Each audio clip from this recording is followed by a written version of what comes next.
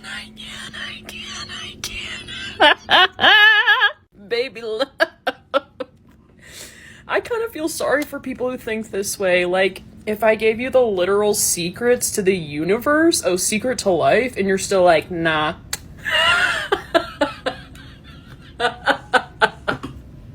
That's a cult, baby. That's a cult. Anytime somebody says they have the secrets to the universe, that's a cult. That's a cult. And if you feel sorry for me, me too. Me too. I've had a rough life, dude. That's why I'm trying to help people. No one knows the secret to life, and if they did, everyone would know about it, okay? Nobody knows. Nobody knows. So there's been a little beef between me and this creator, and I want to try to address as much of it as I can. Sorry if it's kind of unwieldy. And I know context is hard on TikTok, so I'm going to try to just include the most relevant clips directly in the video. If manifesting was real, I would be dead. If manifesting was real, we probably, like, I just think everybody wants the pandemic to be over. This popped up on my For You page, and immediately I'm like, well, what do you think manifestation means? Manifestation, if our thoughts create our reality. And I think, well, are you being reductive on purpose, or because you actually at some point believed manifestation was that simple? Anyway, this creator proceeds to tell a story about trying to manifest dating a specific guy, and after she stalks and fixates on him for about 2 years, they do get together, and then unfortunately it turns out the guy is a narcissist. She says, do we understand how delusional it is to tell someone that if you think about this person enough, like, you affect another human's reality enough that they all of a sudden appear in your life? And again, it's not that simple, but at the same time, you just told a story where that happened, so it's completely valid for you to decide that whatever did happen wasn't manifestation. But it's incongruous for you to describe manifestation as this simplistic thing that obviously doesn't work, and then, as evidence, tell a story that would be a textbook example of manifestation the way I mean it, working actually. Like, people are like, manifestation is just for fun. Like, it's either, we either create all reality or we don't do it at all. So this video just keeps confirming to me that what the creator is calling manifestation is not what I think the common understanding of it would be according to people who find health and success in it. This whole characterization is so black and white and on such an individualistic level, which are both traps of thinking about manifestation in a colonized way.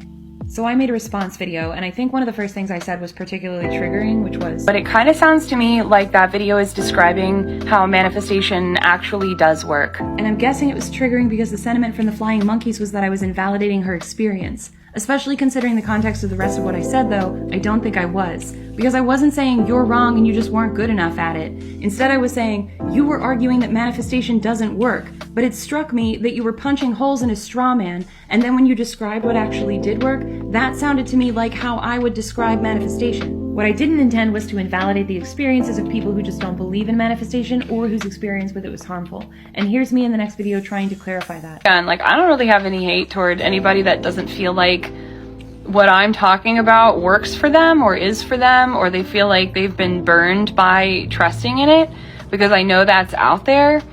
But I understand in a systematized way and believe that manifestation works. So that's something that I think is like a clear truth to me, and that can be in conflict with what other people understand about the world, and that's fine. All right, look at that mug. Looks like we're gonna have to do a part 2. So there's been a little beef between... Okay, here's part 2 of my beef breakdown. So in my videos, I say that manifestation works, but it's collective, not just individual. And I say... The other thing I think is dangerous, which you also pointed out in your story, is you may not know what's best for yourself.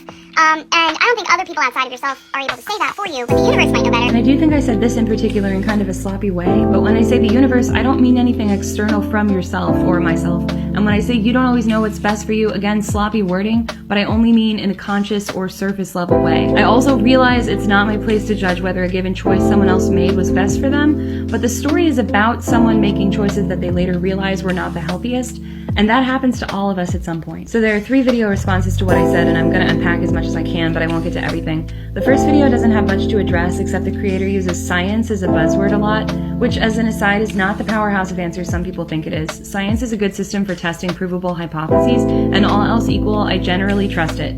But first of all, it is way more biased than it understands itself to be, and secondly, it's often useless against philosophical questions that are nonetheless answerable, and that nonetheless matter.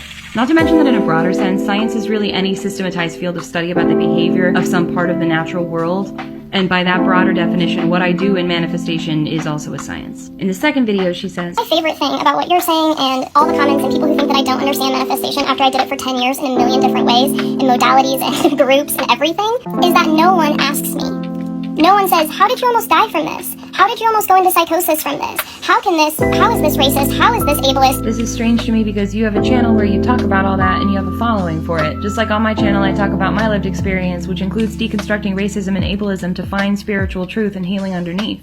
In fact, I have a whole model of understanding how to decouple manifestation from capitalism and colonization because I've spent years thinking and learning about it. Anyway, there are plenty of BIPOC, neurodivergent, and queer creators out there who do understand that magical experiences are valid and decolonization is still a regular part of that discourse. So the next thing I wanted to address was... Seriously, if you're so triggered by my content, you might want to ask yourself why.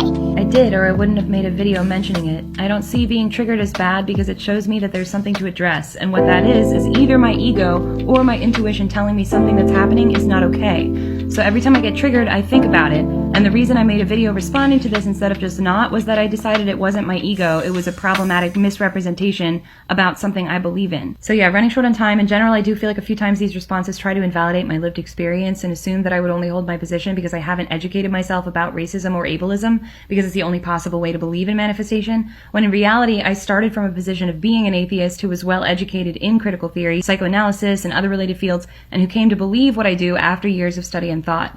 So basically, I think that there should be space held for this creator and to process what happened in her experience and help the people she's meant to help. And I think there should be space for me to do the same thing. And here we are on TikTok, so it seems like that's working out. Okay, here's part 2 of my beef breakdowns. You know, it really doesn't faze me that people have lived experiences that conflict with mine, even in fundamental ways. It's just upsetting when people need my truth to be false in order to feel validated in their own. Is the little girl who lives at the plaza in New York. I'm Eloise. I'm 6. I live on the top floor. As an ex-Christian, I'm actually very familiar with the no true Scotsman fallacy, and this is not an example of it.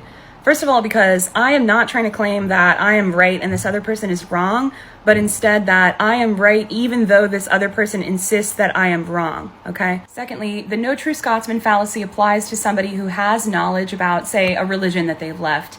And a second person commits the fallacy by believing that that first person's information is invalid only on account of the fact that they have left that religion. So the argument is something like, you could not have possibly ever understood God if you don't currently believe in him. Instead, in this case, the person was doing something equivalent to saying like, oh, I think, of course, it's so silly that God exists because, as we all know, God is 3 frogs in a trench coat. And what a silly thing for anyone to believe in God.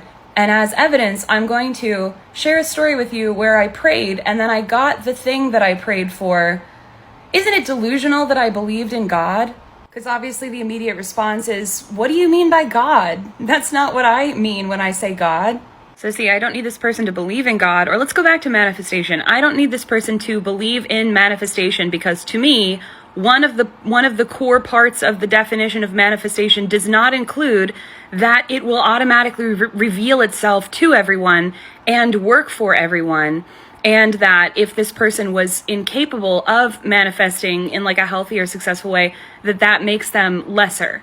That is not part of my framework for that idea. I mean, that's all right. The way this content is presented to you on this app is so out of my control that it would be a waste of my energy to care, you know, if someone's perception has changed of me. I will say the video that you're commenting this on is from May 25th, which means probably what's actually happening is I've had this side to me, which sounds pretentious or entitled or whatever, the whole time. And for some reason, the algorithm is just shooting that at you in particular, which I don't think necessarily says something negative about you, but just consider that, like, I don't think it's because I've changed. Yeah. I also recognize that as sort of part of who I am. I do feel entitled to my own space. I feel entitled to my own truth. I feel entitled to be respected in the sense that I want to be heard, not in the sense that I feel like I need to have authority over anyone. I think I make that clear all the time. But in the sense that I think I deserve to be heard, to take up space, and to be understood by the people that, purport to care about me. So that probably comes off as entitled. But I don't really, that's fine. I mean, that's all right. The way this